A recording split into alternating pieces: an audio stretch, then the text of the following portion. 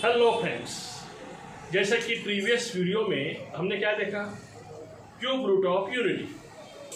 और हमने देखा कि क्यूब रूट ऑफ यूनिटी तीन रूट्स होते हैं, 1 ओमेगा ओमेगा स्क्वायर। देखिए क्यूब रूट, जैसे हमने स्टार्टिंग में x cube is equal to 1 लिखा था, तो अगर x cube is equal to 1 है तो क्यूब रूट आएगा एक्स 1 का। तो फिर क्यूब रूट हमने निकाले थे 1 ओमेगा ओमेगा स्क्वायर, तीन रूट हमने निकाले।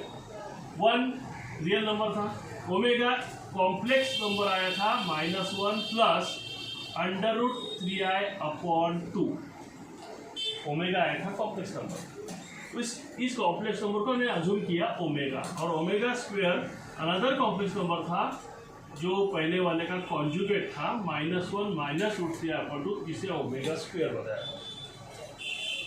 इस ओमेगा का अगर हम स्क्वायर करते हैं तो हमें ये मिलता है, और इसका स्क्वायर रहेगा तो ये मिलता है। इसलिए हमने इसे अरेंज किया 1 ओमेगा ओमेगा स्क्वायर। यहाँ तक इन्फॉर्मेशन हमने प्रीवियस वीडियो में दे दी। अभी हमें देखना है कि ये जो तीनों हमने निकाले हैं क्यूब रूट ऑफ यूनिटीज, उनके प्रॉपर्टीज क्या है, उन्हें किस तरह हम यूज कर सकते हैं अलग अलग तरीके से, और अलग अलग प्रॉब्लम्स में उसे कैसे अप्लाई कर सकते हैं, बस उसी को यहाँ लर्न करना है। उनका पोलर फॉर्मेट क्या है, उनका एक्सपोनेंशियल फॉर्मेट क्या है, ताकि हमें आसानी से समझ में आए। चलो देखते हैं। अभी x cube is equal to 1, इसी को हमने ऐसे लिखा था। वैसे तो आप x cube is equal to 1 को तीनों जो रूट्स है ये सेटिस्फाई करेंगे।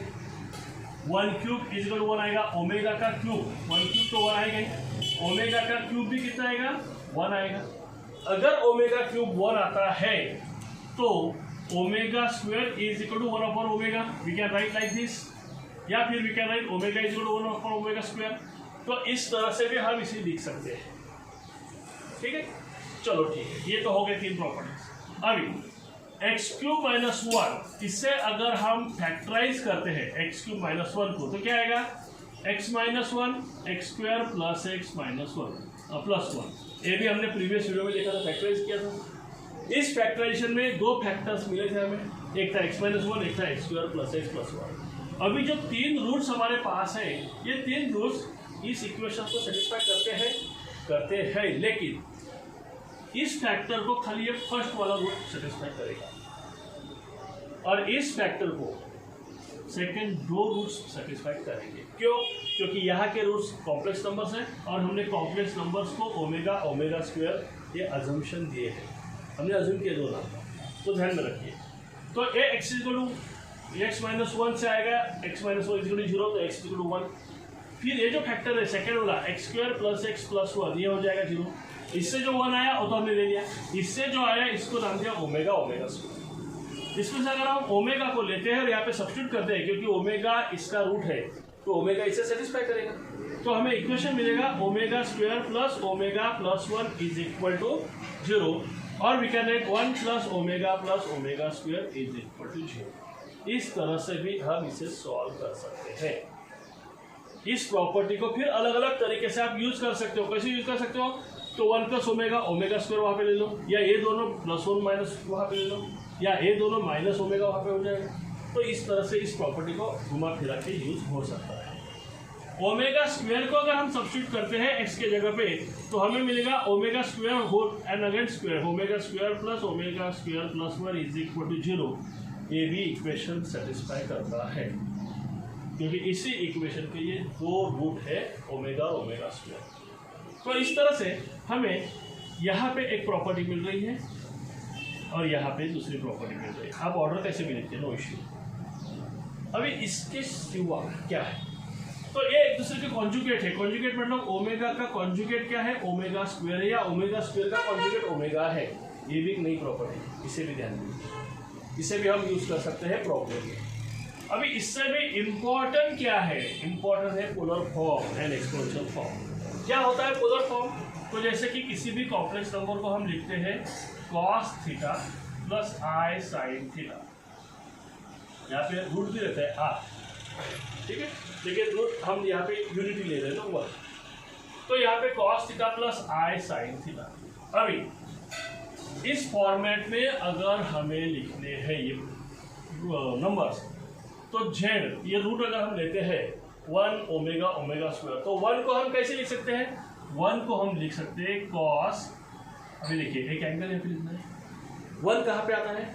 अगर आप देखेंगे, अगर हम एक ड्रॉ करेंगे कोऑर्डिनेट सिस्टम, या हम कहेंगे रियल एक्सेस इमेजिनरी एक्सेस, तो 1 अगर हमें चाहिए तो कॉस 0 आएगा।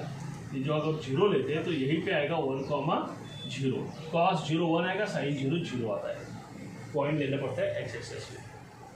या इसी को अगर एक रोटेशन पूरा कर लेंगे तो 2 भी हो जाता है। क्या हो जाता है? 2 पाई की जगह कॉस 2 भी बोला था, कॉस साइन 2 0 आता है। तो इसलिए 1 को हम लिख सकते हैं कॉस 2 प्लस आई साइन 2। आप चाहे तो आर भी यहाँ पे सबमिट कर सकते हैं, आपको चाहिए तो। ठीक, अभी तो यहाँ पे भी आर आएगा।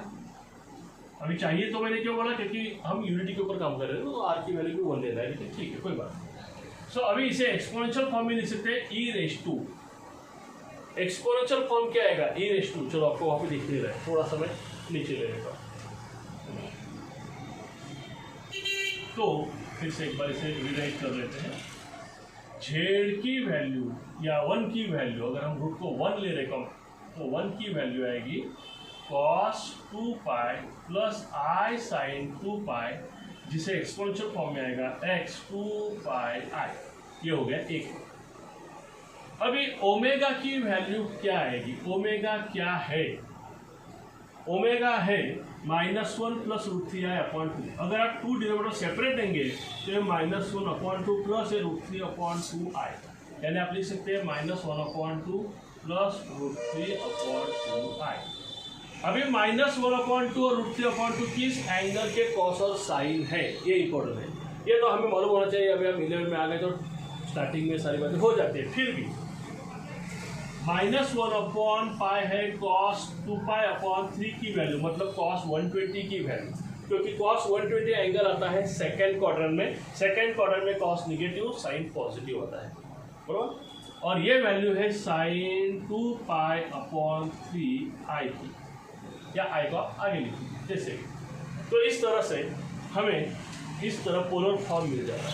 इसी पोलर फॉर्म को चाहे तो एक्सपोनेंशियल फॉर्म में लिखेंगे तो ये आ जाएगा 2π/3i। ये हो गया ओमेगा की वैल्यू। चाहे तो आर को आगे लिखिए।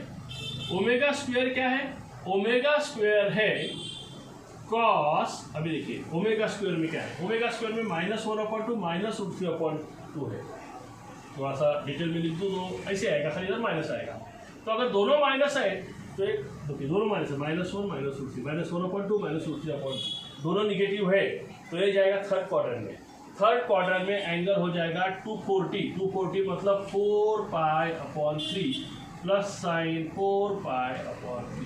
ये 240 हो गया क्योंकि थर्ड क्वाड्रेंट में है। थर्ड क्वाड्रेंट में 180 प्लस 60 करना पड़ेगा। ये सब एक्चुअली 60 से रिलेटेड वैल्यूज है, ध्यान में लीजिए, 60 से related. So 180 plus 60 that is 240। तो 240 मतलब 4π/3। क्लियर? यहाँ पे हमने 2π/3 120 लिया है। 120 क्यों लिया? ये भी 60 से रिलेटेड है, लेकिन 60 से बचता है 16 एक्स एक्सिस के साथ करेंगे ना। जब हम एक्स एक्सिस के साथ 60 करते हैं तो जो ऊपर वाला 90 बचता है, हम उधर से कैलकुलेट करेंगे 90 प्लस 30, बराबर। क्योंकि 60 देखिए, आपको डायग्राम पूरी सी में एडजस्ट करके दिखाता हूँ। यहाँ पे अगर एक क्वाड्रेंट है तो सेकंड क्वाड्रेंट में 60 ऐसे आ गया, तो एक्स एक्सेस के पॉजिटिव डायरेक्शन के साथ ये एंगल बनता है, ये होता है 90 प्लस 30। ठीक है, वैसे ही यहाँ पे एंगल आएगा, ये 60 बनेगा, ये राइट एंगल ट्रायंगल बनेगा, लेकिन एंगल यहाँ से मेजर होगा, तो ये हो जाएगा पूरा 180 प्लस 60, तो 240। तो दोस्तों इस तरह से इसका एक्सपोनेंशियल फॉर्म बनेगा e⁴π3i।